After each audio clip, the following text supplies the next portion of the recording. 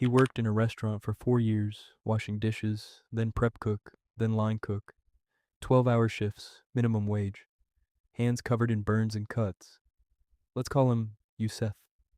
Youssef had one dream: open his own restaurant. Not a big one, not fancy, just a small place, maybe 15 tables, where he could cook the food his mother taught him, the recipes she'd been making since before he was born, the kind of food that makes you close your eyes when you eat it.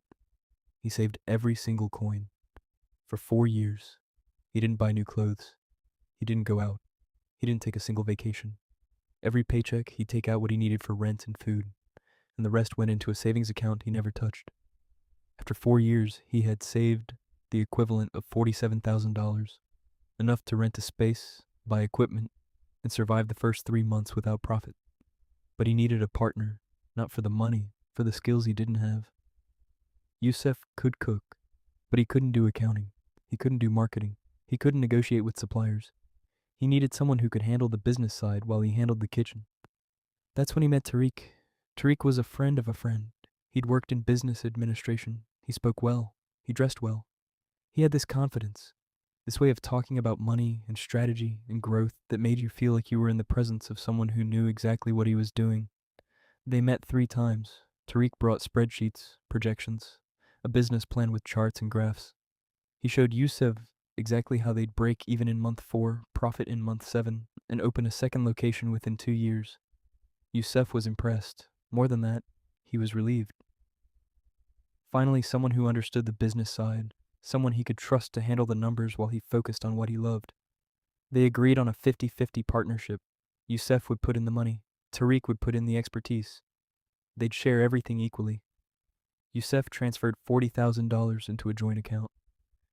Tariq said he'd handle the rest, finding the location, negotiating the lease, ordering equipment, setting up the permits. For the first month, everything seemed perfect. Tariq sent daily updates, photos of locations he'd visited, screenshots of conversations with landlords, equipment catalogs, supplier quotes, menu mock-ups. Yusuf was so happy he called his mother and said, "Mama, I found the right partner. This is going to work." Month 2. The updates slowed down. Tariq stopped sending daily messages, then weekly messages. Then he started missing meetings. He'd say, "Sorry, brother, was negotiating with the landlord all day. Good news coming soon." Yusuf waited.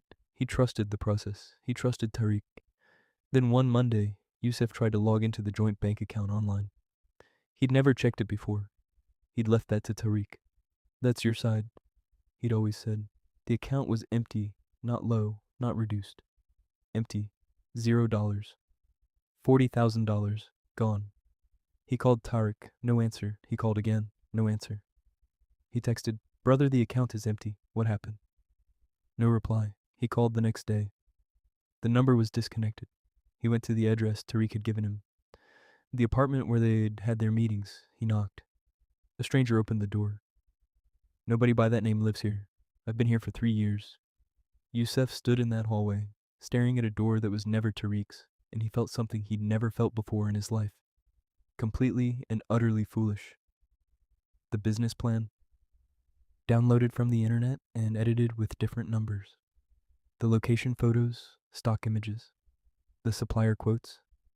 Fabricated. The daily updates? A performance. A 4-week performance designed to keep Yusuf calm while Tariq drained the account. He went to the police. They took a report.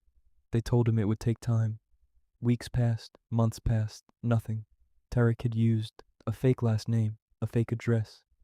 The joint account was opened with documents that were technically real. But the phone number and email attached to it were disposable. Everything about Tariq, everything Yusuf had built his dream on, was a ghost. 4 years of savings, gone in 4 weeks. Yusuf went back to the restaurant, back to washing dishes, the same restaurant, the same shift, the same burns on his hands. But he wasn't the same person.